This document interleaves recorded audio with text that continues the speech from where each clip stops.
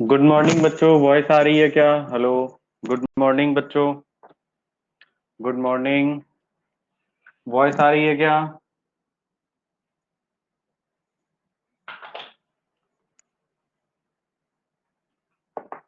Good morning. क्या हुआ? अभी बच्चे नहीं आए? 5 ही बच्चे आए हैं, कहाँ गए बाकी के? अभी ज्वाइन नहीं किए बाकी बच्चे?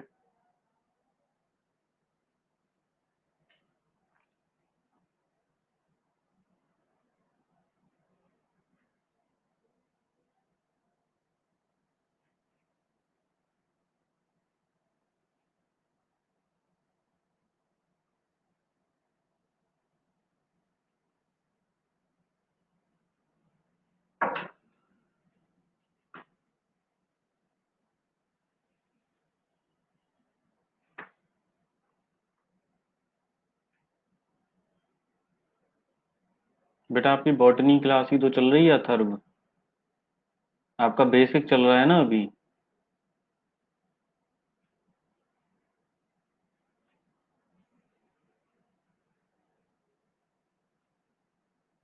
मैं आपका बॉटनी ही तो ले रहा हूँ बेटा। जूलॉजी की नेक्स्ट नेक्स्ट वीक होगी आपकी क्लास।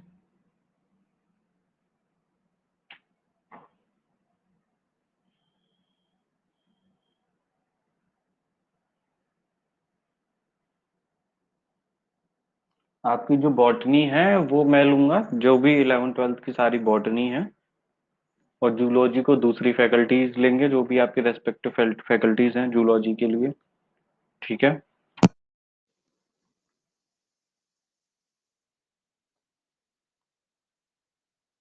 कल हमने क्या पढ़ा था? कल हमने क्या पढ़ा था? साइन, सिम्टम्स, डिजीज, इनकी बात की थी। उसमें किसी को कोई डाउट? कल जो हमने पढ़ा था।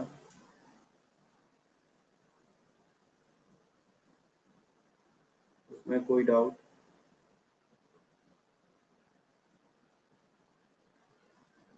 कोई डाउट नहीं है किसी को? ओके। तो देखो,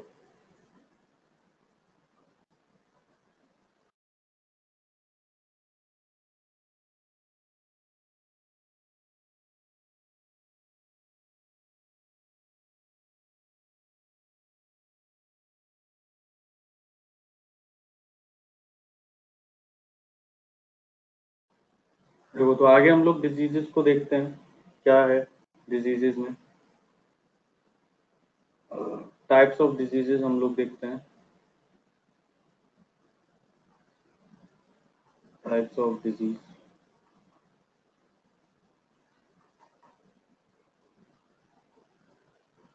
देखो भाई, types of disease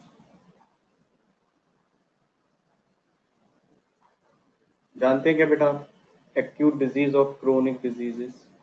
acute diseases and chronic diseases.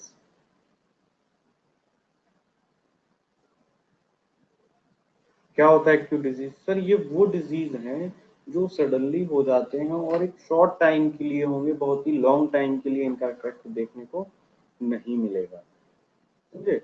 Acute disease के हमको कहेंगे sir a disease that occur suddenly and last for a short time.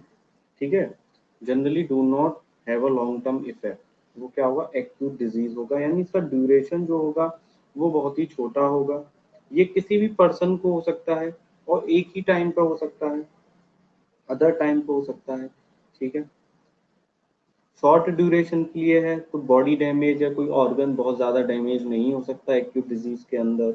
Recovery जो है वो बहुत फास्ट होगी। ठीक है ना? जो रिकवरी है वो जनरली बहुत फास्ट होगी, ट्रीटमेंट वगैरह बहुत अच्छे से हो जाएगा जल्दी से। ठीक है ना? इफेक्ट भी इसका बहुत ज़्यादा ऐसा नहीं देखने को मिलेगा कि आपकी जो बॉडी है वो लॉस ऑफ वेट वहाँ पे बहुत ज़्यादा हो गया है, या आपको फीलिंग बहुत ज़्यादा वीकनेस की आ रही है। एक्यूट डिजीज में इतना कुछ देखने को नहीं मिलेगा। ठीक, क्योंकि शॉर्ट ड्यूरेशन के लिए है ना, शॉर्ट ड्यूरेशन के लिए है। तो क्या लिख सकते हैं एक्यूट डिजीज के अंदर हम लोग? एक्यूट डिजीज में लिख रहा हूँ, क्या लिख सकते हैं? अ डिजीज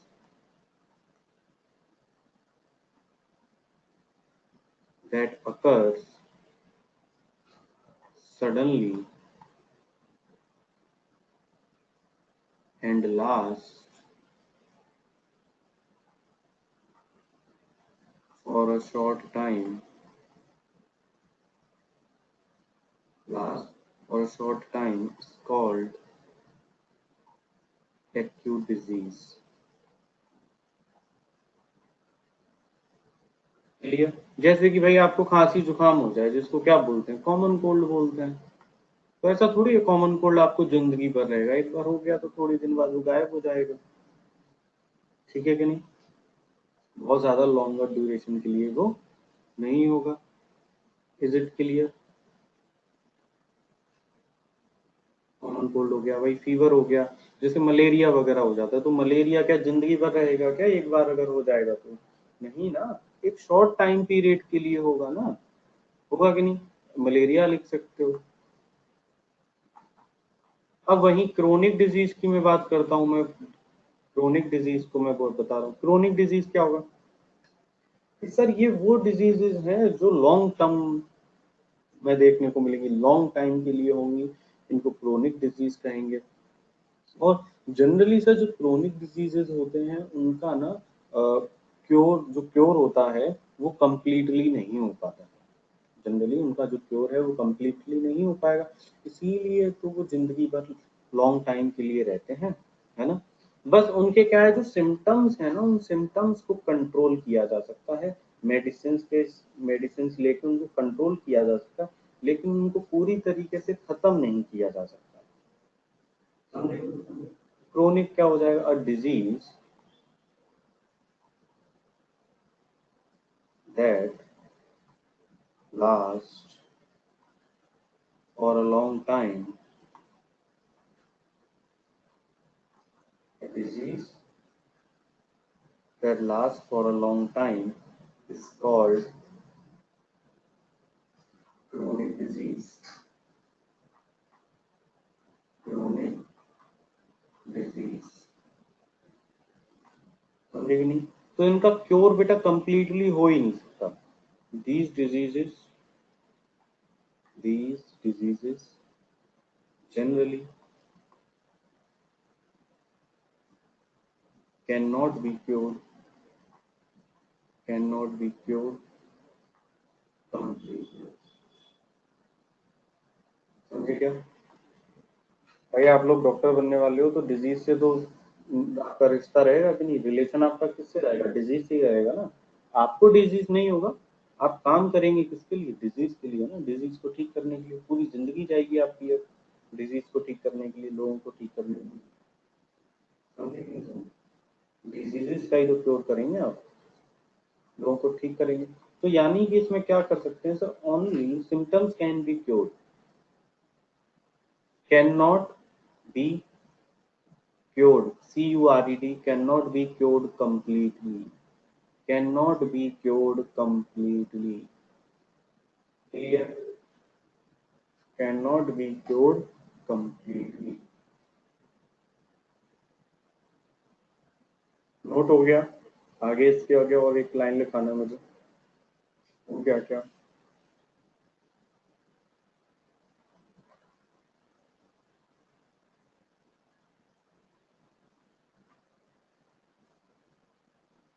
हो गया क्या?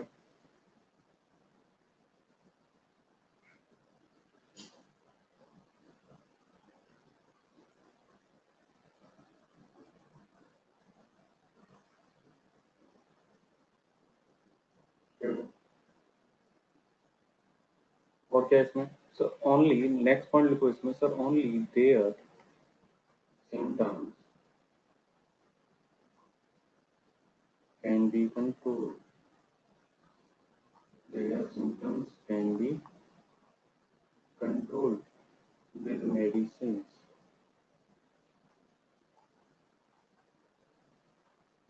only their symptoms can be controlled with medicines। For example, tuberculosis,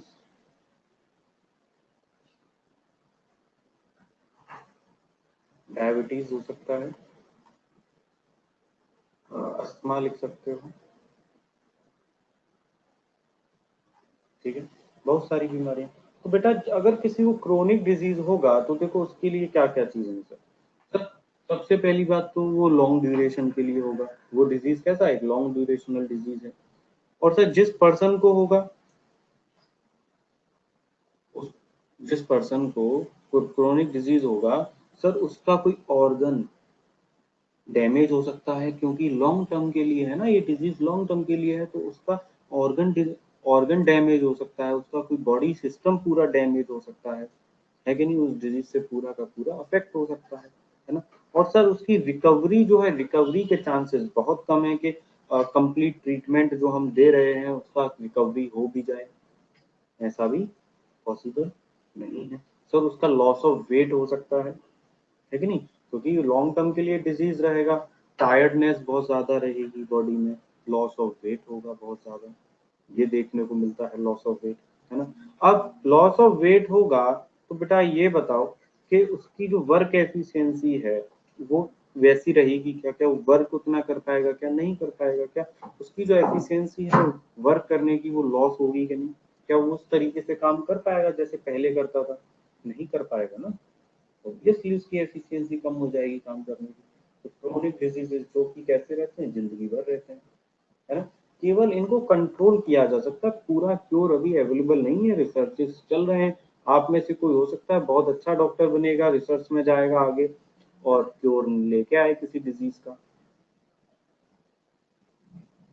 लाओगे क्या, किसी डिजीज का क्योर लाओगे क्या?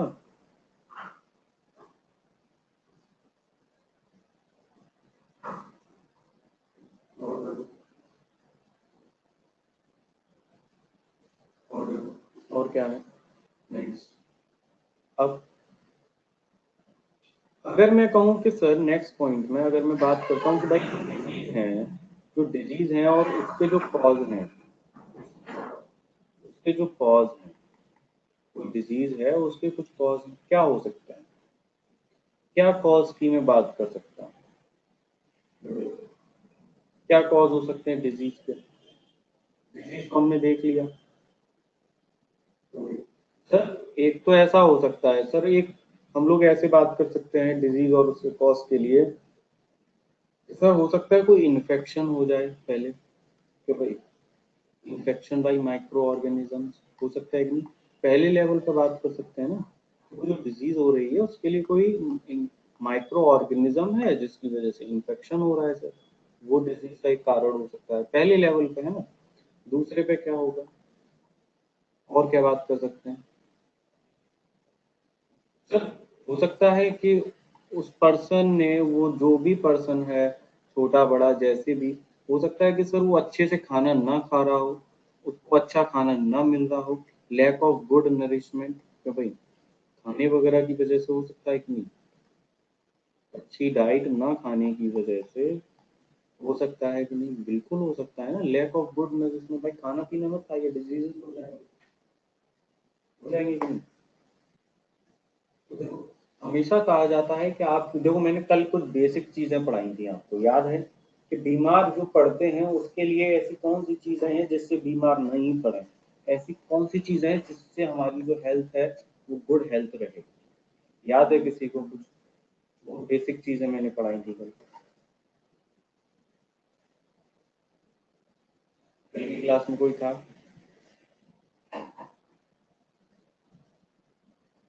क्या बताया था? फूड, वाटर, एयर, यही जो तीन चीजें हैं जो हमें जरूरी है ना। हम पत्थर तो नहीं खा सकते, हम लकड़ी नहीं खा सकते, हम प्लास्टिक नहीं खा सकते, यानी कि जो हम अपनी बॉडी में अंदर खा रहे हैं वही तो, कैसा खा रहे हैं, अच्छा खा रहे हैं या नहीं, या माइक्रो ऑर्गेनिजम्स वाला खा रहे हैं, गंदा खा रहे हैं, इन्फेक्टेड वाटर पी रहे हैं, तो वही तो डिफाइन करेगा कि हमें डिजीज होगा क्या नहीं होगा, हमारी हेल्थ कैसी होगी। याद है क्या, को याद है? नेक्स्ट, नेक्स्ट हमने क्या बात की थी? नेक्स्ट हमने बात की थी कि इन्फेक्शन की बात हो गई, गुड नरिशमेंट की बात हो गई, और क्या हो सकता है सर इसमें? और ये भी तो हो सकता है कि इकोनॉमिक स्टेटस भी तो हो सकता है सर, वही इकोनॉमिक स्टेटस हो सकता है सर, हो सकता है कि वो जो पर्टिकुलर प्लेस है या वो जो पर्सन है वो इतने ज्यादा गरीब है कि वो ठीक से रह भी नहीं रहे हैं, खाना पीने का तो छोड़िए, उनके पास रहने के लिए भी कुछ नहीं है, यानी कि जो पॉवर्टी बहुत ज्यादा है, वहाँ पे लैक ऑफ पब्लिक सर्विसेज हैं, पब्लिक सर्विसेज बहुत ज़्यादा खराब हैं, है ही नहीं। अगर उनकी तबीयत भी खराब हो रही है तो उन्हें ट्रीटमेंट नहीं मिल पा रहा है। तो poverty, lack of public services, या आप कह सकते हो इकोनॉमिक स्टेटस हो सकता है ना, पोवर्टी में ही आ जाता है इकोनॉमिक स्टेटस।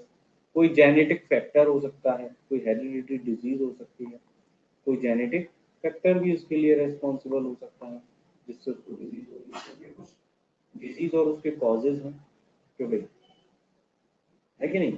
अब जैसे माइक्रो ऑर्गेनिज्म डिजीज करेगा, तो मान लो कि आज कोई माइक्रो ऑर्गेनिज्म मेरी बॉडी में एंटर किया, तो आज से 1 साल बाद वो डिजीज कॉज करेगा क्या, कितने दिनों में कर देगा, बहुत ही तुरंत करेगा ना, इमीडिएट इन्फेक्शन होगा कि नहीं, होगा ना, बहुत जल्दी जल्दी होगा।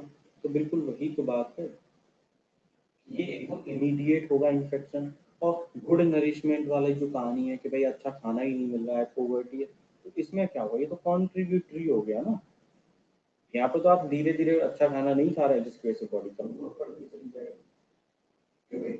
ऐसा आपने देखा होगा कि कभी कभी जो लोग होते हैं वो हमसे ऐसा बोलते हैं कि अरे बेटा क्या हो गया, आजकल तुम बहुत पतले हो गए हो, हमारी हेल्थ बहुत अच्छी नहीं लग रही है। लोग हमें, जैसे मान लो भाई कुछ लोग हमें 5-6 महीने पहले मिले थे और वो कुछ महीनों बाद हमें मिले, वो हमें देखें तो हमारी हेल्थ को देख के वो पुराने हमारे प्रीवियस लुक से हमें जज करते हैं कि नहीं, हमें देखते हैं, कहते हैं अरे यार तुम तो बहुत मोटे हो गए हो, ग्रोथ हो गई है तुम्हारी, या ऐसे कहते हैं अरे क्या हो गया, तुम्हारी हेल्थ कैसे गिर गई है, कहते हैं कि नहीं लोग, लोग पूछते हैं भाई क्या हो गया, क्या परेशानी है, तुम्हारी हेल्थ इतनी क्यों डाउन हो गई है,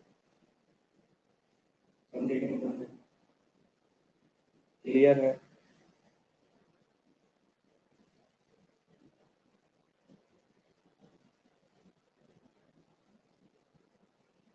कोई कुछ बोल नहीं रहा, क्या चले गए क्या, सब कुछ दिखाई नहीं दे रहा है।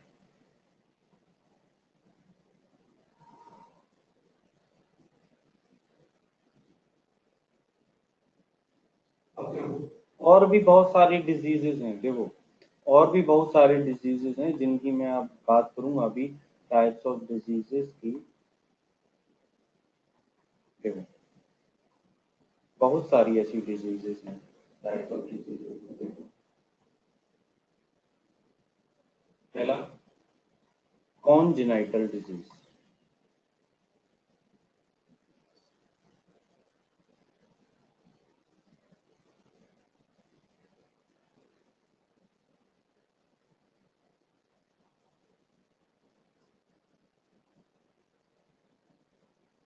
Congenital disease.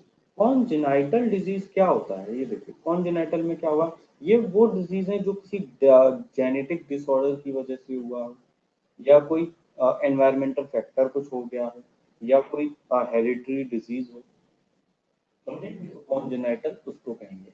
कॉज किससे कॉज होगा, ये cause either due to, either due to genetic disorder, genetic disorder, और क्या हो सकता है, कोई एनवायरमेंटल फैक्टर हो सकता है,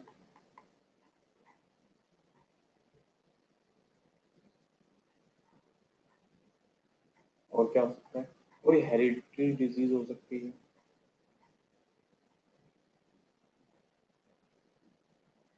ठीक है, जिसकी वजह से कॉन्जेनाइटल डिजीज होगी। जैसे फॉर एग्जांपल कौन सी डिजीज, सर हीमोफीलिया हो सकती है, haemophilia, sickle cell anaemia, genetic disorder की वजह से होती है, हेरिडिटरी, हेरिडिटरी डिजीज है सिकल सेल एनीमिया। जब भी आप अपने जीवन में कभी भी एनीमिया वर्ड सुने, एनीमिया, एमिया, ऐसा कुछ अगर वर्ड सुनते हैं एनीमिया वाला, तो आप समझ जाइए कि ये डिजीज कोई ब्लड से रिलेटेड डिजीज है, यहाँ पे किसी चीज की कमी हुई है, कोई डेफिशिएंसी हुई है ना, कोई कमी है। एनीमिया वर्ड हमेशा ब्लड से रिलेटेड इस्तेमाल किया जाता है, ठीक है, जैसे हीमोफीलिया, एनीमिया, और भी तो डिजीज है जैसे डायबिटीज, ये सब कॉन्जेनाइटल डिजीज है, क्योर होना भी बहुत मुश्किल है इनका। ठीक है। अब देखो दूसरी डिजीज कौन सी होती है, ये तो हमने कॉन्जेनाइटल दे दिया। अब देखो नेक्स्ट होती है बेटा अक्वायर्ड डिजीजेस। क्या होती है अक्वायर्ड डिजीज? अक्वायर्ड डिजीज देखो क्या होगा। अक्वायर्ड डिजीज में क्या होगा कि ये जो और अक्वायर्ड समझो, आपने अक्वायर्ड वर्ड का मतलब समझते हो कि जैसे कि कोई कहे कि मान लो आप कहीं के स्टेट के कहीं कहीं के राजा हैं, तो आप किसी और अदर कंट्री को किसी और स्टेट को अक्वायर कर लें, मतलब अपने ही स्टेट में अपनी ही कंट्री में उसको मिला लें, आपका उस पर अधिकार हो जाए। अक्वायर करना समझे, यानी कि आप अपनी जन्म के बाद आफ्टर बर्थ आप उसको अचीव करते हैं अपने पूरे लाइफ टाइम में, तो उसको क्या कहेंगे अक्वायर्ड कहेंगे। समझे, जैसे कि अरुणाचल प्रदेश है, अरुणाचल प्रदेश के बारे में सुना है आपने, तो उसको चाइना वाले कहते हैं कि वो हमारा है, इंडिया वाले कहते हैं कि वो हमारा है ना। जैसे कि एक सिक्किम है, सिक्किम जो है अक्वायर्ड किया हुआ है ना हम लोगों ने, हमने अक्वायर्ड किया हुआ, हमने अपने लाइफ टाइम में लिया है, विरासत में थोड़ी मिला है। जैसे कि भाई कोई पर्सन है वो पहलवान, बाई बर्थ वो पहलवान नहीं था, लेकिन उसने इतनी मेहनत की और वो पहलवान बन गया, बहुत बड़ा बॉडी बिल्डर बन गया, रेसलर बन गया, तो वो अक्वायर किया है ना उसने अपनी लाइफ टाइम में, उसने अपनी लाइफ टाइम में उसको अक्वायर किया है कि वो पहलवान बना। समझे कि नहीं समझे? जैसे कि मैं टीचिंग कर रहा हूँ, मेरे घर में और कोई टीचिंग नहीं करता है, तो क्या मुझे विरासत में मिली है क्या टीचिंग? नहीं ना, मैंने अपने लाइफ टाइम में उसको अचीव किया है कि हाँ भाई मैं एक टीचर हूँ। समझे क्या? तो एज इट इज डिजीजेस का भी वही हाल है कि ये हमें हेरिटेबल नहीं है, कि हमें अपने मम्मी पापा से नहीं मिला है, ये हमें हमारे बर्थ के बाद हमारे जीवन में हमें खुद से मिला है। समझे क्या? यानी अक्वायर्ड किया। क्लियर हुआ क्या everyone? acquired by organisms, acquired by organisms after birth, not heritable,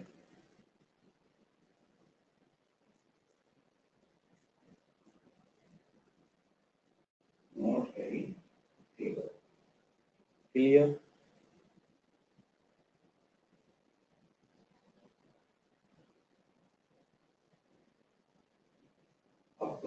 इसके अंदर बहुत सारे टाइप्स होते हैं, अक्वायर्ड डिजीजेस जो है ना उसके अंदर हम बहुत सारी टाइप्स के पढ़ते हैं। जैसे कि फॉर एग्जांपल एक मैं बताता हूँ, एक अक्वायर्ड डिजीज में एक होता है कम्युनिकेबल डिजीज। क्या होता है? Communicable disease. क्या हुआ बेटा? Organisms after birth comma not heritable. Acquired disease में मैं लिखा कि acquired bye organisms after birth not heritable comma not heritable. Clear है क्या? इसमें कुछ होता नहीं था। कम्युनिकेबल डिजीज, कम्युनिकेबल समझते हो? कम्युनिकेबल क्या होता है? कम्युनिकेट। क्या होता है कम्युनिकेबल मतलब? कम्युनिकेट मतलब कि कम्युनिकेबल डिजीज को मैं एक नाम और दे देता हूँ, इन्फेक्शियस डिजीज। तो आई थिंक आपको ये क्लियर हो जाएगा, इन्फेक्शियस डिजीज। आई थिंक अब आपको ये क्लियर होगा, इन्फेक्शियस।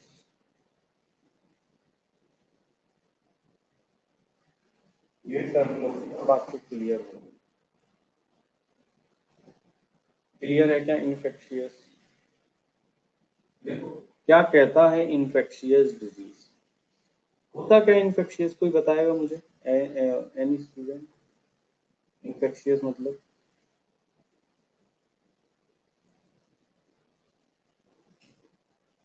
कोई बच्चा बताएगा? साई प्रसाद, प्रणीता, राजकुमार, अथर्व, विजय, अर्पिता, वैष्णवी।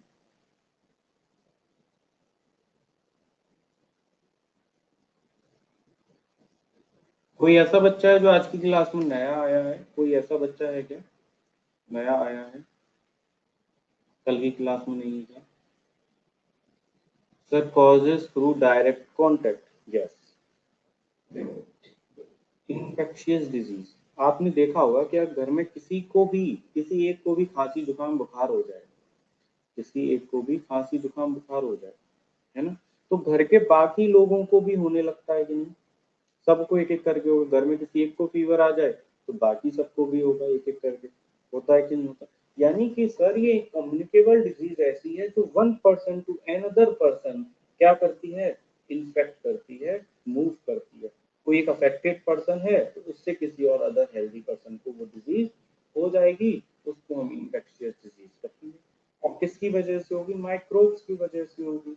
माइक्रोब्स मतलब वो इन्फेक्शियस एजेंट्स जो उस डिजीज को कॉज कराएंगे, जैसे कि वायरल फीवर वगैरह हो जाता है, समझे कि नहीं समझे? और सबसे बड़ा एग्जाम्पल तो अभी कोरोना का है।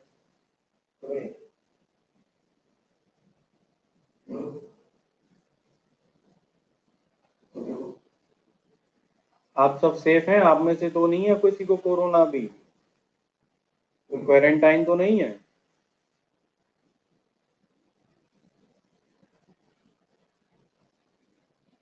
कोई भी बच्चा अभी पॉजिटिव तो नहीं है या क्वारंटाइन हो वो अभी? तबीयत खराब हो तो तुरंत जाइए डॉक्टर को, चेकअप वगैरह कराइए अगर तबीयत थोड़ी सी भी खराब है तो। ठीक है, तो द इन्फेक्शियस एजेंट्स किसको कहेंगे, माइक्रोब्स को कहेंगे। कैन मूव फ्रॉम, कहाँ से मूव कर सकते हैं, can move from a affected person, affected person to a healthy.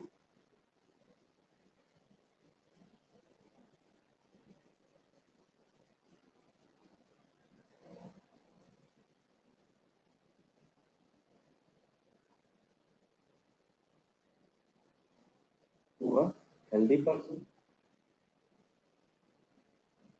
So the infectious diseases is known as communicable disease, समझे क्या? इसीलिए हम इनको क्या कहेंगे, so the infectious disease, so the infectious disease are also known as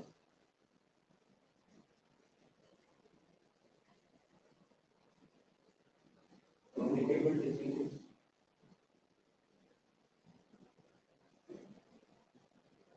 हमने खाना पीना खाया, ब्रेकफास्ट वगैरह किया सभी ने? सभी ने ब्रेकफास्ट वगैरह कर लिया?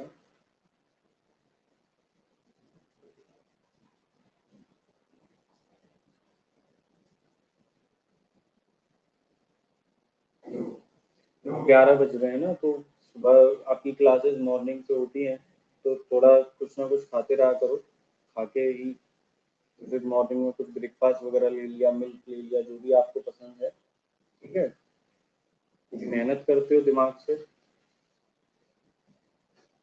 तो कुछ खाते रहा करो, स्ट्रॉन्ग रहोगे, बीमार कम पड़ोगे।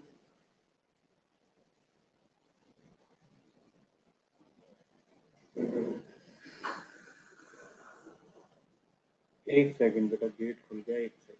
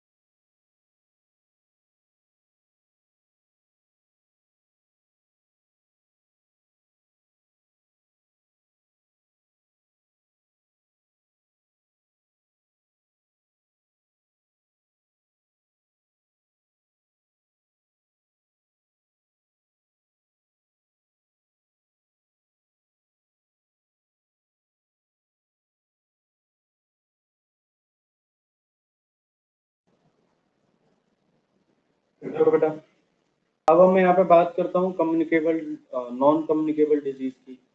नॉन कम्युनिकेबल डिजीज,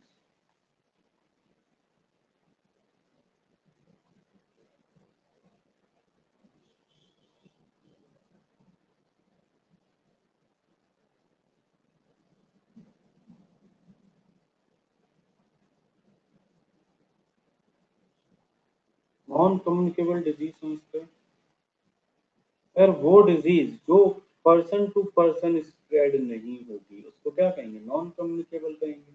यानी which do not spread person to person. बोलो, जो पर्सन टू पर्सन स्प्रेड नहीं होगी, यानी कि यहाँ पे कोई इंफेक्शियस एजेंट इन्वॉल्व नहीं है। No infectious agent is involve, है ना? Not caused by an infectious agent, ऐसे कह सकता हूँ कि नहीं? Not caused by an infectious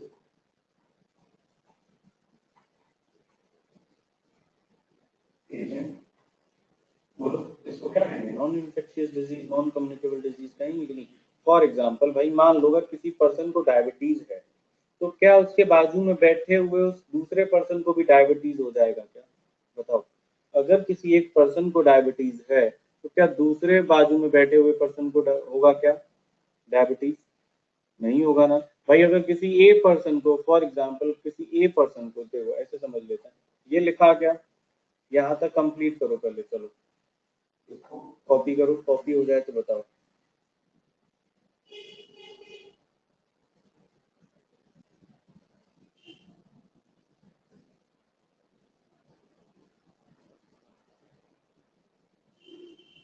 copy करो इसको।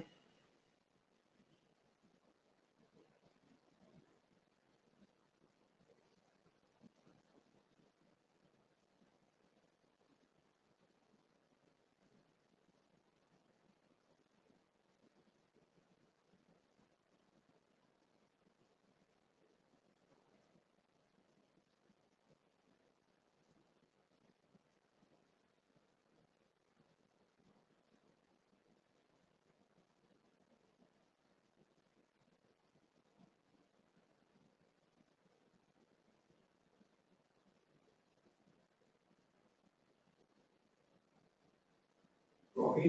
अब देखो बेटा, नॉन कम्युनिकेबल नॉन इन्फेक्शियस को कैसे बोल सकते हैं हम लोग?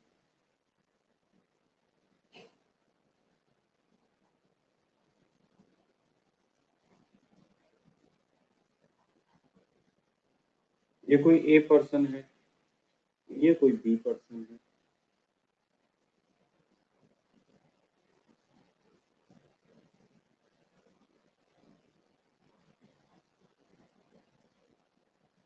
भाई अगर मान लीजिए फॉर एग्जांपल, अगर ए पर्सन को कोई डिजीज है डायबिटीज, तो क्या इस बी पर्सन को भी हो जाएगी? ये इसके बाजू में बैठा हुआ है, तो भाई क्या इस ए से बी में वो डिजीज ट्रांसफर होगी? क्या उसको स्प्रेड होगा क्या? नहीं होगा। अगर फॉर एग्जांपल इस ए पर्सन को लूज मोशन हो जाए, तो क्या बी पर्सन को भी लूज मोशन हो जाएंगे क्या? अगर इस ए पर्सन को लूज मोशन हो जाए और ये इसके बाजू में बैठा हो बी पर्सन, तो क्या इसके लूज मोशन इसके पास आ जाएंगे क्या? नहीं होगा ना, नहीं होगा। यानी स्प्रेड नहीं हो रहा है, पर्सन टू पर्सन स्प्रेड नहीं हो रहा है। समझे कि नहीं समझे? तो लोग जैसे कि किसी को कैंसर वगैरह होता है, तो लोगों को लगता है कि इसको कैंसर है तो मुझे भी हो जाएगा अगर मैं इसके पास में बैठा रहा, तो लोग ऐसा समझते हैं कि अगर इसको कैंसर है और मैं इसके पास बाजू में बैठा रहा तो मुझे भी हो जाएगा कैंसर। लेकिन ऐसा नहीं होगा। क्लियर?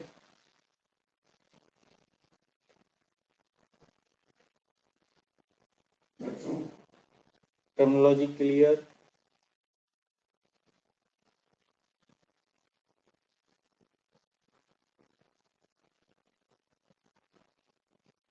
अब देखो, एक डी जनरेटिव डिजीज होती है। क्या डी जनरेटिव डिजीज सुना है? क्या है D generative disease? Degenerative disease बनाना, या आप इसको मेटाबॉलिक डिजीज भी कह सकते हो, या आप इसको कोई मेटाबॉलिक डिजीज भी आप इसको कह सकते हैं। डीजनरेटिव जानते हैं क्या होगा कि ओल्ड एज में जो डिजीज होती है किसी भी जैसे ओल्ड एज हो गई उसकी वजह से, या बॉडी का कोई ऑर्गन कोई सिस्टम काम नहीं कर रहा, तब हमें कोई डिजीज हो तो उसको क्या कहेंगे, डीजनरेटिव डिजीज। क्या कहेंगे, degenerative disease.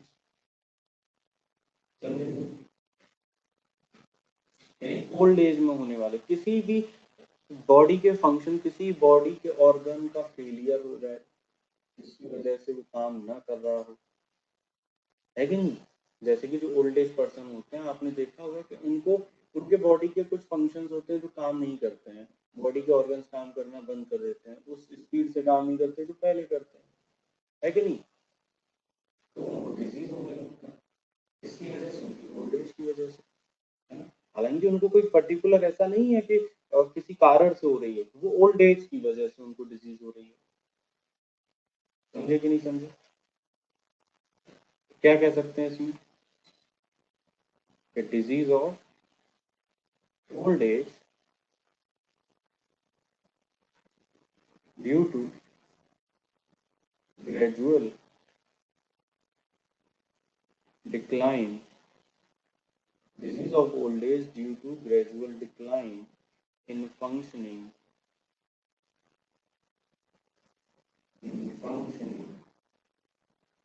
of body organs.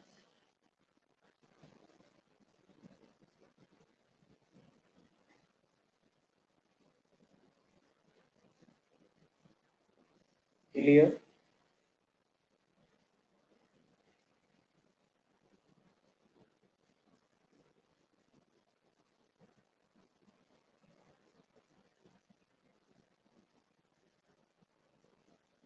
Clear? एक होती है देखो बेटा डेफिशिएंसी डिजीज, जानता है कोई डेफिशिएंसी डिजीज, कोई जानता है क्या डेफिशिएंसी डिजीज, क्या है डेफिशिएंसी डिजीज, क्या होगा बेटा यशवंत सर प्लीज एक्सप्लेन, क्या बेटा यशवंत। ओल्ड एज, अच्छा ये डीजनरेटिव डिजीज का ओल्ड एज की वजह से डिजीज हो रही है, क्योंकि ओल्ड एज हो रही है, बॉडी के ऑर्गन्स ठीक से काम नहीं कर रहे हैं जिसकी वजह से डिजीज देखने को मिलेगा, तो डीजनरेटिव डिजीज कहेंगे, ठीक है कि नहीं। अब डेफिशिएंसी डिजीज क्या होगा बताओ, डेफिशिएंसी, यस किसी ने क्या विजय ने कुछ बोला है, वागीश का क्या नाम है बेटा, विघ्नेश, विघ्नेश, ओके, विघ्नेश ने कहा night blindness, yes very good. तो क्या होगा ये डिजीज, सर एक ऐसा डिजीज जो किसी डेफिशिएंसी की वजह से हुआ है, मतलब किसी जो हम खाना खाते हैं उसमें कोई न्यूट्रिएंट है जो हमें नहीं मिल रहा है, एक या एक से ज्यादा, जिसकी वजह से हमें डिजीज हो रही है। खाना जो खाते हैं उसमें कोई न्यूट्रिएंट है जो हमारी बॉडी को नहीं मिल रहा है, समझे क्या। For example disease caused by deficiency of one or more nutrients,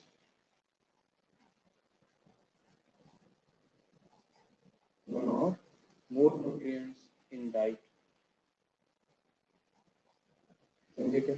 for example night blindness, vitamin A की डेफिशिएंसी की वजह से होती है नाइट ब्लाइंडनेस, नाइट ब्लाइंडनेस जो है विटामिन ए की वजह से होती है, विटामिन ए के कमी की वजह से होती है, समझे क्या, डेफिशिएंसी डिजीज।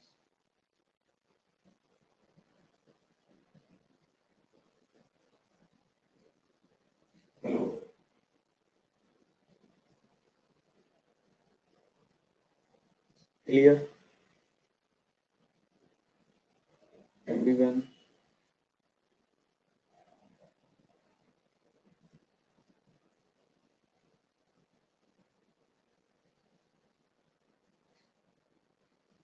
छोटा कॉपी करो, फिर आगे बढ़ते हैं हम लोग। कॉपी करो इसको, कॉपी करिए इसको।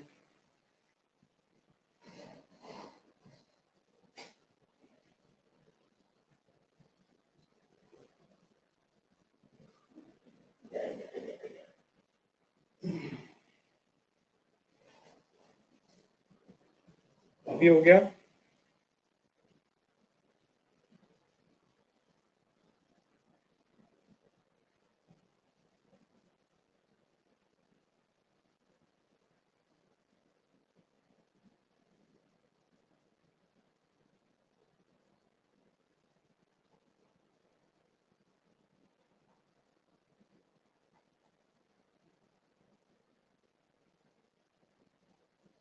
एलर्जीज देखो भाई, क्या होती है एलर्जीज? एलर्जीज जानते हैं बच्चे?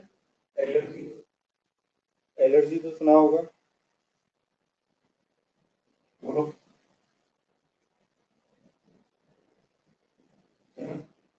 सर एलर्जी तो किसी भी चीज से हो सकती है, कोई भी ऐसा फॉरेन सब्सटेंस, यानी कि सर हमारी बॉडी ना सेंसिटिव होती है, किसी किसी की बॉडी ना किसी चीज से बहुत ज्यादा सेंसिटिव होती है, किसी चीज में कोई फॉरेन सब्सटेंस से बहुत ज्यादा सेंसिटिव होती है, तो वो क्या दिखाती है? वो कुछ ना कुछ रिएक्शन दिखाती है कि नहीं? जैसे फॉर एग्जांपल जो गर्ल्स होती हैं, कभी कभी क्या होता है किसी की स्किन बहुत ज्यादा सेंसिटिव होती है, वो अगर अपने चेहरे वगैरह पर कुछ भी प्रोडक्ट्स वगैरह कुछ इस्तेमाल कर लें तो रैशेज वगैरह देखने को मिल जाते हैं, पिंपल्स वगैरह देखने को मिल जाते हैं, कई सारी एलर्जीज देखने को मिलती है। कोई कोई होता है पर्सन जो कि पीनट बटर नहीं खा पाता है, तो वो एक एलर्जी है। किसी को डस्ट से बहुत ज्यादा एलर्जी होती है, जैसे कि फॉर एग्जांपल किसी को अस्थमा है, किसी को अस्थमा है, तो जैसे ही डस्ट उनके कांटेक्ट में आएगा उनकी हालत खराब हो जाएगी, क्योंकि उनकी बॉडी उस पर्टिकुलर चीज के लिए क्या है, बहुत ज्यादा सेंसिटिव है, बहुत ज्यादा सेंसिटिव है। समझे क्या? जैसे कि मैंने देखा है कि बहुत सारे लोग होते हैं जो आइसक्रीम नहीं खा पाते हैं, बहुत सारे लोग हैं जो एकदम ठंडा जो आइसक्रीम रहता है ना, आइसक्रीम वगैरह नहीं लेते हैं, तो जैसे ही लेते हैं उनको निमोनिया वगैरह जुकाम वगैरह हो जाता है, कॉमन कोल्ड हो जाता है, तो कोई आइसक्रीम खा लेता है उसके सर दर्द होने लगता है, किसी किसी को ठंडा एकदम सूट नहीं करता है, तो उनकी बॉडी उसके लिए सेंसिटिव है। समझे कि नहीं समझे? कोई भी ऐसा चीज जिसकी वजह से हमारी बॉडी का बहुत ज्यादा सेंसिटिव है, क्या होगा? एलर्जी होगा भी। आपको याद हो कि जब डॉक्टर वगैरह के पास आप कभी भी ट्रीटमेंट के लिए गए हो किसी भी खांसी जुकाम बुखार के लिए, तो डॉक्टर साहब जब दवाई देते हैं तो आपसे एक चीज पूछते हैं क्या कि बेटा आपको किसी मेडिसिन से एलर्जी है क्या, किसी चीज से कोई एलर्जी है क्या? पूछते हैं कि नहीं? हर चीज से बता, ऐसे पूछते हैं एक बार कोई एलर्जी है क्या आपको? आपने कभी ध्यान दिया होगा तो पूछा जरूर होगा।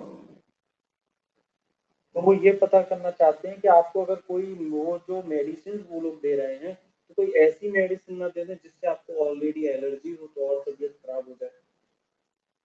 समझे कि नहीं समझे? क्लियर है?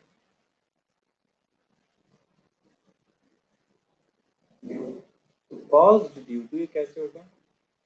Caused due to hyper sensitivity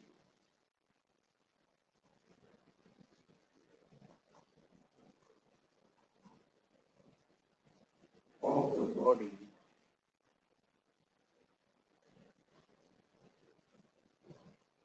any foreign substance. समझे क्या? caused due to hypersensitivity of the body any foreign substance। क्या होगा? एलर्जी का फॉर एग्जाम्पल बच्चों, अस्थमा में कह सकता हूँ भाई जिन लोगों को ये लंग डिजीज होती है अस्थमा, उनको ना डस्ट के कांटेक्ट में आप आने दो, फिर देखो उनकी हालत कैसी होती है ना? ब्रीथ नहीं कर पाते हैं वो लोग। समझे कि नहीं? तो यहाँ तक किसी को किसी भी टाइप के डिजीज में कुछ भी कोई प्रॉब्लम, किसी को कोई प्रॉब्लम,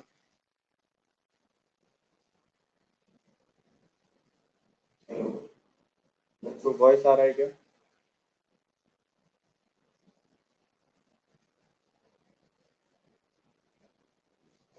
आगे देखते हैं। तो इन्फेक्शियस डिजीज तो आपको पता है सर, इन्फेक्शियस डिजीज हम किसको कहेंगे? वो डिजीज होगा जो कि इन्फेक्शन कॉज करेगा, इन्फेक्शियस एजेंट होगा जो उसको कॉज करेगा, इन्फेक्शियस डिजीज कहेंगे। यानी a disease caused by an infectious agent called an infectious disease, है कि नहीं? तो बेटा इन्फेक्शन किसको कहेंगे? What is infection?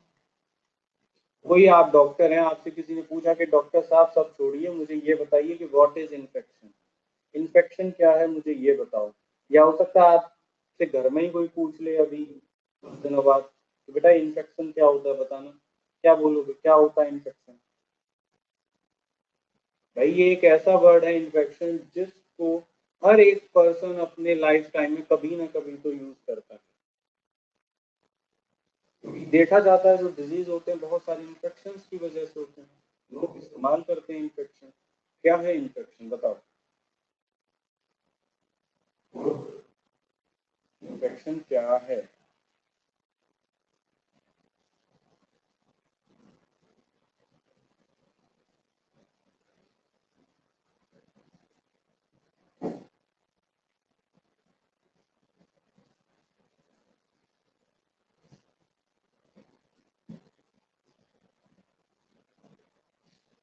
देखो सर क्या है, entry and multiplication.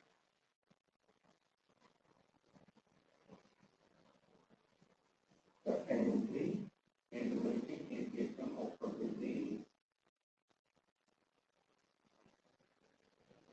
The entry and the multiplication of a disease causing organism.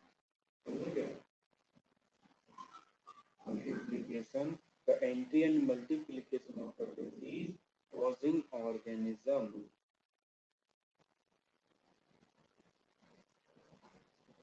क्या होगा बेटा? कहाँ पे होगा? In the body. तो क्या कहेंगे हम?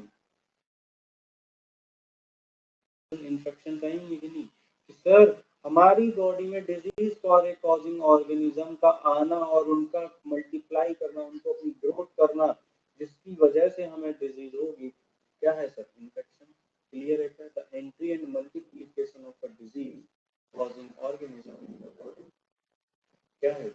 इन्फेक्शन। कोई भी हो सकता है ना, इन्फेक्शन करने वाला भी डिजीज कॉजिंग ऑर्गेनिज्म कौन है? इसको हम पैथोजन कहते हैं, इसको हम इन्फेक्शियस एजेंट भी कहते हैं। समझे क्या? क्लियर है एवरीवन?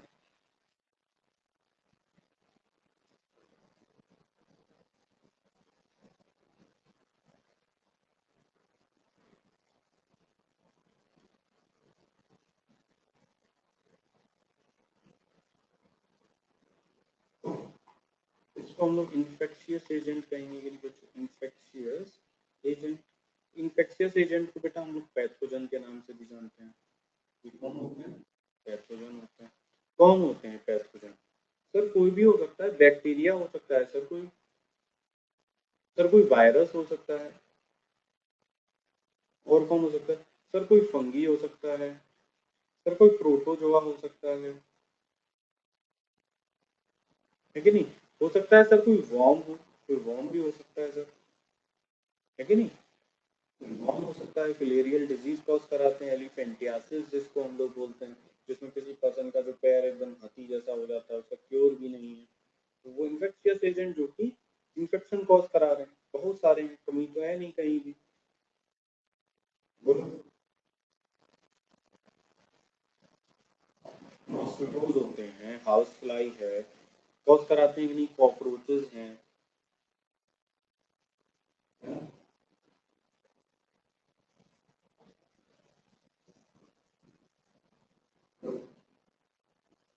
तो क्या होगा? सारे इन्फेक्शियस एजेंट हो गए कि नहीं?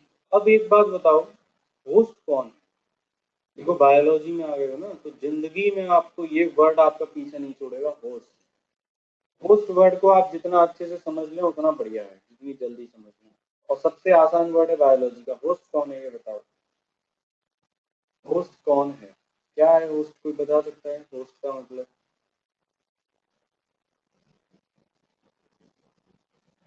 वी। ओके, यस, किसने दिया? विघ्नेश ने आंसर दिया, वेरी गुड। देखो होस्ट किसको कहते हैं बेटा? द ऑर्गेनिज्म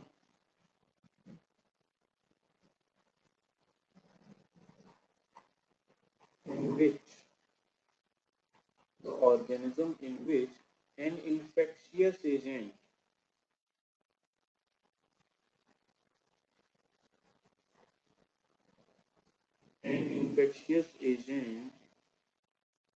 lives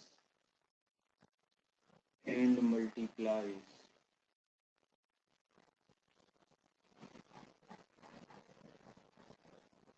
समझे क्या? कौन है सर? ये वो पर्सन होगा, ये वो ऑर्गेनिज्म होगा जिसके अंदर वो इन्फेक्शियस एजेंट रहेगा, मल्टीप्लाई करेगा, उसका खाना पीना खाएगा, सब कुछ करेगा। समझे क्या? हो मान लो कि भाई मुझे मलेरिया हो जाए या मुझे कोई डिजीज हो जाए, तो जो इन्फेक्शियस एजेंट मेरे अंदर रह रहा है ना, मैं बीमार पड़ा हूँ, मेरे अंदर रह रहा है, मेरे अंदर मल्टीप्लाई कर रहा है, मुझसे ही न्यूट्रिशन ले रहा है, तो मैं कौन हो गया? होस्ट हो गया। यानी होस्ट वो पर्सन हो गया सर जो सफर करता है उस पर्टिकुलर इससे, डिजीज से, जो कि इन्फेक्शियस एजेंट्स को कराते हैं। बोलो, आपने देखो इन जनरल ऐसे भी सुना होगा उसका मतलब लोग डेली लाइफ में भी अपने लिए इस्तेमाल करते हैं, जैसे कोई पार्टी वगैरह देता है ना, बड़े बड़े लोग पार्टीज वगैरह देते हैं, तो ऐसे नहीं कहते अरे ये पार्टी कौन होस्ट कर रहा है, मतलब ये पार्टी किसकी है जहाँ पे हम जाके रहेंगे, मौज मस्ती करेंगे, खाएंगे पिएंगे। समझे क्या? यानी पार्टी देने वाला कौन है? समझे कि नहीं समझे?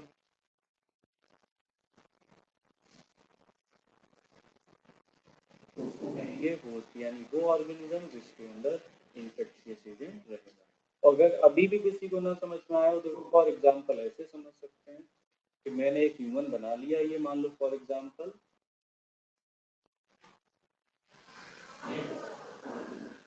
मैंने बना लिया। अब देखो क्या हुआ, इसके अंदर कोई कौन चला गया? कोई इंफेक्शियस एजेंट चला गया, कोई बैक्टीरिया वायरस इसके अंदर चला गया। मान लो फॉर एग्जाम्पल कोई बैक्टीरिया इसके अंदर चला गया, ठीक है, ये बैक्टीरिया है,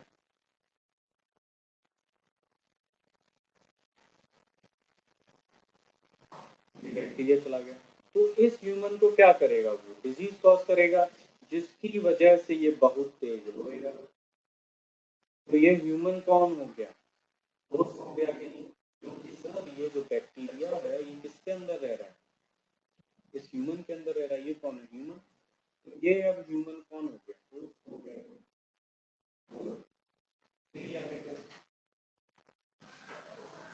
everyone, is it clear?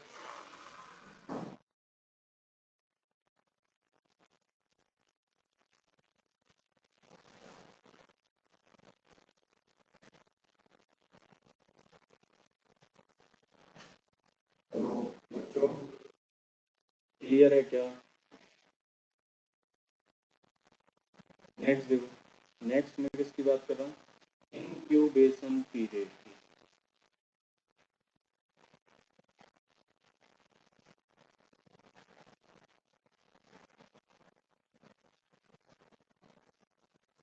Incubation period, कोई जानता है इंक्यूबेशन पीरियड का मतलब क्या है?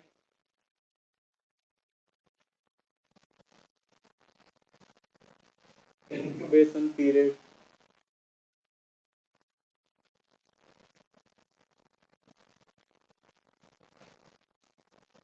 बताओ, इंक्यूबेशन पीरियड क्या होगा? ये सारी टर्मिनोलॉजी आपके सिलेबस की है, मैं कुछ अलग से नहीं पढ़ा रहा हूँ। हेल्थ एंड डिजीज आपका चैप्टर है आपके सिलेबस में, उसका बेसिक मैं आपको पढ़ा रहा हूँ, जो टर्मिनोलॉजीज आपको आगे इस्तेमाल होंगी। ठीक है,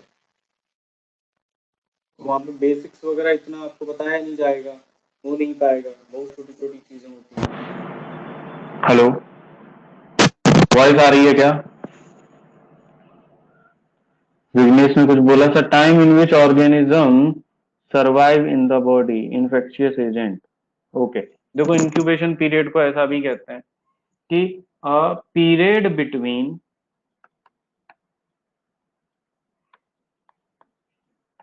the entry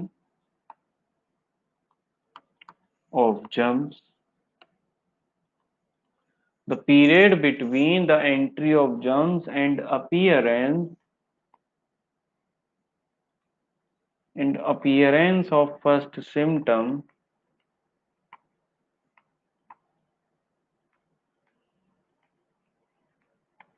of the disease. समझे क्या? Incubation period, the period between entry of germs and appearance of first symptoms of disease is called incubation period. Clear? तो देखो, जो बीमारी फैलाने वाले जो इन्फेक्शियस एजेंट्स वगैरह होते हैं ना, जो कॉमन वेक्टर्स जो कहते हैं, जो बीमारियां कॉज करते हैं, आपने सुना होगा कि आपके पेरेंट्स, आपके ग्रैंड पेरेंट्स आपसे कहते होंगे कि बाहर का खाना मत खाओ, जो बाहर के ठेले वेले पे जो सामान मिलता है खुला हुआ, वो खाना मत खाओ आप। वो लोग आपको बहुत मना करते होंगे घर वाले। क्यों? क्योंकि वहां पे मक्खी जो फ्लाइज होती हैं, हाउस फ्लाइज वगैरह वो रहते हैं, बहुत सारे मॉस्किटोज की स्पीसीज हैं वो रहते हैं, जो क्या करते हैं, इस फूड को ना कॉन्टामिनेट करते हैं। क्या करते हैं? फूड को कॉन्टामिनेट करते हैं, और जब हम इस फूड को खाते हैं तो ये हमारे अंदर चले जाते हैं, है कि नहीं? जैसे कि मक्खियां जो होती हैं, हाउस फ्लाई, वो सबसे ज्यादा रेस्पॉन्सिबल हैं बीमार करने के लिए, क्योंकि वो गंदी गंदी जगह पे होती हैं। ठीक है, फिर वहां से उड़ उड़ के हमारे घर में आती हैं, तो हम जो खाना पीना खाते हैं उसके ऊपर बैठती हैं, तो वो जम्स वगैरह हमारी बॉडी में चले जाते हैं, मल्टीप्लाई करते हैं, हमें बीमारी होती है। पहले के टाइम पे ऐसा होता था कि नहीं? तो जनरली अब लोग समझने लग गए हैं, बहुत ज्यादा लोगों को पता चल गया है, अवेयर हो गए, तो वो अवॉइड करते हैं ऐसी जगह से खाना जहां पे इस तरीके से मक्खी वगैरह, हाउस फ्लाई वगैरह ये जो होते हैं, मॉस्किटोज, वो खाने पे बैठे रहें। लोग बहुत सारे हैं जो अब अवॉइड करते हैं, क्योंकि पहले तो लोग नहीं समझते थे, लोग नहीं जानते थे, इतने अवेयर नहीं थे, लेकिन अब वो लोग समझते हैं, और बाहर खाना खाते हैं तो वो लोग देखते हैं कि हाइजीनिक खाना कहाँ मिल रहा है, साफ सफाई वगैरह कहाँ पे है, वहीं खाएंगे। समझे कि नहीं समझे? Is it clear? Is it clear?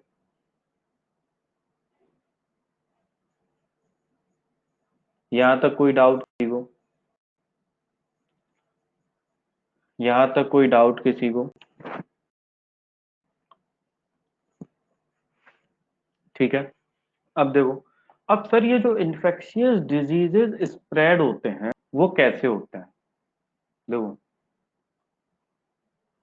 मैं अगर ऐसे लिखता हूं कि medium for spread of the disease, medium क्या होगा? किस मीडियम से डिजीज स्प्रेड होंगे? Medium for spread of disease, क्या क्या वो होंगे, बोलो। Medium for spread of the disease, पहला, पहले मीडियम की मैं बात कर लेता हूं, एयर से होने वाले, यानी कि एयर बॉर्न डिजीजेस। पहला मीडियम क्या है? एयर से होने वाली डिजीजेस, तो उसको मैंने बोला एयर बॉर्न डिजीजेस। तो भाई समझे क्या? क्या हो सकता है वो, क्या है? For example sneezing. भाई आप सांस तो लोगे ना, आप में से कोई ऐसा बच्चा है जो कहे सर मैं विदाउट एयर जिंदा रह लूंगा, मुझे एयर नहीं चाहिए? कोई ऐसा है क्या? कोई ऐसा है क्या जो कहे मैं विदाउट एयर जिंदा रह सकता हूँ? और सबसे बड़ी बात, आप अपने घर के, आप अपने रूम की एयर को क्लीन कर सकते हैं, बहुत सारे फिल्टर्स वगैरह लगा के, बहुत सारी टेक्नोलॉजी इस्तेमाल करके, मशीन्स लगा के, लेकिन क्या आप उस एयर को क्लीन कर सकते हैं जो हमारे एटमॉस्फेयर में है? कि भाई सांस तो लोगे ना, घर से बाहर तो निकलोगे ना, तो क्या उस एयर को क्लीन करोगे क्या? बोलो। नहीं कर सकते ना, उस एयर को क्लीन नहीं कर पाओगे। आप अपने घर की एयर क्लीन कर सकते हो मोस्टली, आप अपने जिस रूम में रहते हो, जिस घर में रहते हो, वहां की एयर आप क्लीन कर सकते हो। बाहर की एयर को आप क्लीन कर सकते हो नहीं, है ना? अगर वहां पे कौन आ जाए, इन्फेक्शियस एजेंट्स आ जाए। तो जैसे स्नीजिंग है, आपने स्नीज किया, आपने कफ किया, ठीक है, तो एक ऐसा है कोई इन्फेक्टेड पर्सन जिसको स्नीजिंग हो रहा हो, जिसको खांसी जुकाम बुखार ऐसी चीजें हो रही हो, और वो आपके आसपास अगर स्नीज ऐसे कर देता है विदाउट यूजिंग एनी हैंडकरचीफ, कोई रुमाल नहीं है, कोई टॉवेल नहीं है ना, वो अपने कवर नहीं कर रहा है, वो कवर कवर ही नहीं कर रहा है अपने माउथ को, नोज को, तो क्या होगा? जो इन्फेक्शियस एजेंट, जो टाइनी ड्रॉपलेट्स हैं लिक्विड वाली, जिसमें बैक्टीरिया वायरस वगैरह है, वो क्या होगा? वो उस एयर में आ जाएगा, जैसे ही उसने स्नीज किया, खांसी, कफिंग वगैरह की। बोलो, होगा कि नहीं? अब उस एयर को आपको क्या पता कि भाई उस एयर में क्या है? आप तो सांस लोगे ना। ऐसा कोई बच्चा है जो कहे सर मैं तो लूंगा ही नहीं, मुझे ब्रीथ ही नहीं करना है? ऐसा तो नहीं होगा, है ना? तो वो हमारे ब्रीथिंग के जरिए, एयर के कांटेक्ट के थ्रू हमारे बॉडी के अंदर चला जाएगा, और सर हमें डिजीज कॉज करेगा। इसीलिए तो इनको क्या कहते हैं कि एक कौन सा मीडियम है, एयर एक मीडियम है जिसकी वजह से डिजीज स्प्रेड होगा। जैसे फॉर एग्जांपल मैं एक छोटी सी डिजीज लिख देता हूँ, कॉमन कोल्ड। होता है कि नहीं? बोलो। या निमोनिया लिख सकते हो, है ना? एक को जुकाम हो रहा और उसके बाजू वाले को तुरंत हो जाएगा। होगा कि नहीं? इसमें कोई डाउट? बोलो। एयरबॉर्न डिजीज में, एयर में किसी को कोई डाउट? बच्चों, यहाँ पे किसी को कोई डाउट? नहीं। अब देखो, फूड लेते हो, फूड खाते हो कि नहीं? फूड होगा, वाटर होगा, तो दूसरा मीडियम क्या हो गया? फूड और वाटर हो गया कि नहीं? ऐसा कोई बच्चा है जो कहे सर मैं तो बिना हवा पानी और खाने के जिंदा रह सकता हूँ? ऐसा कोई बच्चा है क्या? नहीं ना। विदाउट फूड एंड वाटर हम लोग सरवाइव कर सकते हैं क्या? नहीं कर सकते। हमारी लाइफ को सस्टेन करने के लिए ना बेटा, ये एयर, फूड, वाटर तो तीनों लगेगा ही लगेगा, है कि नहीं? लगेगा ना। तो देखो, अब फूड अगर कॉन्टामिनेटेड हुआ, उसमें पैथोजेंस हुए, है ना, या वो जो पर्सन है उसने जो फूड बनाया है वो एकदम हाइजीनिक नहीं है, क्लीन हैबिट्स नहीं है, फ्लाइज वगैरह बहुत सारे हैं, है ना, वो जो फूड है वहीं, वहां पे कहीं आसपास में ही जस्ट सीवेज भी है ऐसा मान लो, तो क्या होगा? वहां से फ्लाइज वगैरह तो आएंगे ना। और अगर आप उस फूड को, उस वाटर को, ऐसे फूड वाटर को अगर आप इनटेक करते हैं, तो क्या होगा? डिजीज होगा कि नहीं? बोलो। गंदा खाना खाने से, कॉन्टामिनेटेड वाटर पीने से डिजीजेस होते हैं कि नहीं? जैसे कॉलेरा देखने को मिलता है, कॉलेरा देखने को मिलता है।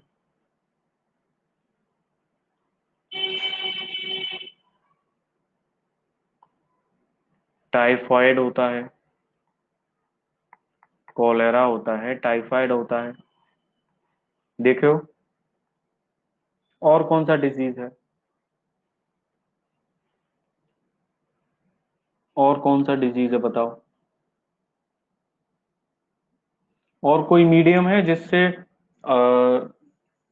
डिजीजेज होते हो? और कोई मीडियम बता सकते हो? Through contact. कांटेक्ट के थ्रू भी तो डिजीजेस होते हैं, क्यों भाई? थ्रू कांटेक्ट के अब जैसे कि कोई इन्फेक्टेड पर्सन है, उसके कांटेक्ट में आप आ जाइए, हमारी स्किन अगर किसी भी इन्फेक्टेड पर्सन के कांटेक्ट में आती है, जैसे कि उसकी चीजें हम लोग इस्तेमाल कर लेते हैं, सर फॉर एग्जांपल हमने उसके क्लॉथ इस्तेमाल कर लिए, बेडशीट वगैरह इस्तेमाल कर ली, या उसके रेजर, या उसकी जो भी पर्सनल बिलोंगिंग है, हमने अगर वो इस्तेमाल की है, तो हमारी स्किन मतलब उसके पर्सनल बिलोंगिंग पे कांटेक्ट में आई है, तो हमें क्या होगा? डिजीज होगा कि नहीं? तो उसको क्या कहते हैं? Through contact. मीडियम क्या हो गया? कांटेक्ट हो गया। अब जैसे कि एक बहुत फेमस है रिंगवॉर्म, रिंगवॉर्म डिजीज बहुत फेमस है। किसी एक को हो जाए और दूसरा पर्सन का स्किन अगर उसके कांटेक्ट में आ जाए, तो उसको तुरंत हो जाएगी। अगर किसी को भी ऐसे मान लो, किसी को ना कोई स्किन डिजीज होती है, जैसे खुजली वगैरह, इचिंग वगैरह टाइप की, अगर किसी को कोई ऐसी डिजीज होती है, तो आप उस पर्सन के बिल्कुल भी कांटेक्ट में मत आइए, उसकी किसी भी चीज से आपको टच नहीं करना है, नहीं तो समझ लो वो डिजीज आप में आ जाएगी कांटेक्ट के थ्रू। समझे कि नहीं समझे? तो रिंगवॉर्म है वो। कॉपी कर लिया था क्या पीछे? क्या कॉपी कर लिया था? कॉपी कर लिया क्या?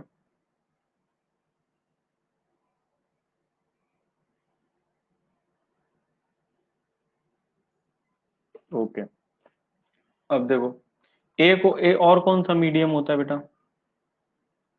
Through body fluids,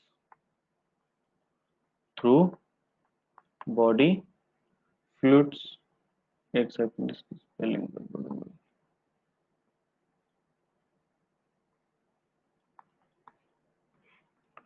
through body fluids, क्या होता है भाई थ्रू बॉडी फ्लूइड्स? देखो, सेक्सुअल कांटेक्ट की वजह से डिजीजेज होते हैं जिनको हम एसटीडीज कहते हैं। सेक्सुअल कांटेक्ट डिजीज से डिजीज होते हैं जिनको हम एसटीडी कहते हैं, सेक्सुअल ट्रांसमिटेड डिजीज। ब्लड का कुछ ट्रांसफर हो जाए किसी इन्फेक्टेड पर्सन का, मदर्स मिल्क का ट्रांसफर हो जाए उसके बेबी में, ठीक ठीक है, तो वहां से क्या हुआ, एसटीडीज होते हैं बहुत सारे, सेक्सुअली ट्रांसमिटेड डिजीज हम उसको कहते हैं। जैसे फॉर एग्जांपल एड्स, सबने सुना है एड्स के बारे में। साइफिलिस होती है, समझे क्या? तो ये एसटीडीज हैं। तो सेक्सुअल कांटेक्ट यानी कि बॉडी फ्लूइड्स का ट्रांसफर होगा तभी ये डिजीज होगा, है ना। मान लीजिए कोई एचआईवी पॉजिटिव पर्सन है, वो आपके बाजू में बैठा है, तब आपको डिजीज नहीं होगा। लोगों का ऐसा मानना है कि अगर किसी पर्सन को एचआईवी एड्स है और हम उसके बाजू में अगर बैठ जाते हैं तो हमें भी हो जाएगा। ऐसा नहीं है, आपको नहीं होगा, है ना। आपको नहीं होगा क्योंकि वो इन्फेक्टेड नहीं है, वो आपको नहीं हो सकता, ट्रांसफर नहीं होगी वो, कि आप उसके बाजू में बैठेंगे तो आपको हो जाएगा, ऐसा नहीं होता। वो लोगों के अंदर गलत इंफॉर्मेशन है उसके रिगार्डिंग। और देखो, एक कौन सा होता है, थ्रू वेक्टर्स। वेक्टर्स के थ्रू भी तो डिजीजेस होते हैं। वेक्टर्स मतलब सर ऐसे एनिमल जो डिजीज स्प्रेड करते हैं, हम उसको वेक्टर कहते हैं। जैसे मॉस्किटोज हैं, फ्लाइज हैं, सर कॉकरोचेस हैं, वो गंदगी में बैठते हैं और वहां से हमारे फूड वाटर पे आके बैठ जाते हैं, तो वो माइक्रो ऑर्गेनिजम्स जो होते हैं वो ट्रांसफर हो जाते हैं। तो ये वेक्टर जो एक तरीके का बैलगाड़ी का काम कर रहे हैं। तो हम लोगों को सर फॉर एग्जांपल मलेरिया हो जाता है, समझे कि नहीं सर? फॉर एग्जांपल मलेरिया ये एक डिजीज है, हमें कॉज हो जाएगी। Understood? Is it clear everyone?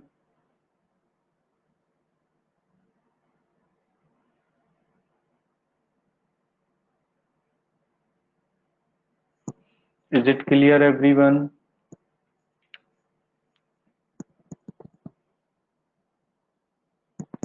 फिर देखो बेटा,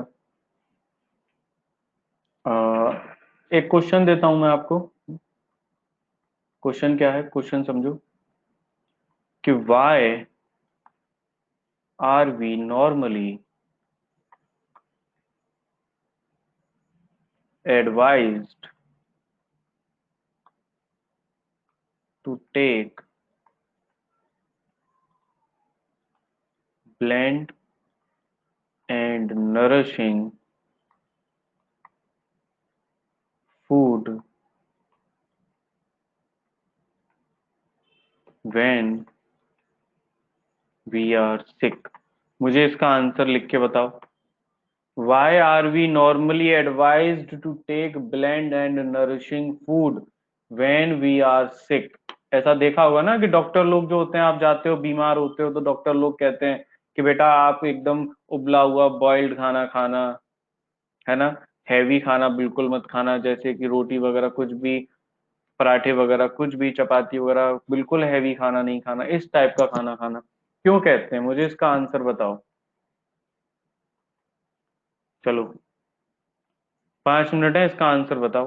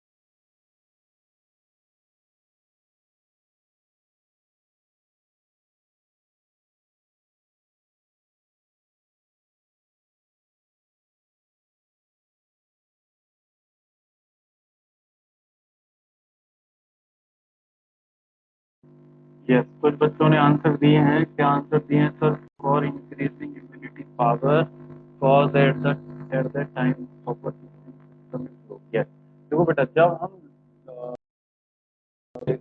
तो क्या होता है कि हमारी जो बॉडी है वो नॉर्मल फंक्शनिंग जो है उसकी वो डिस्टर्ब होती है। समझ रहे हो कि नहीं?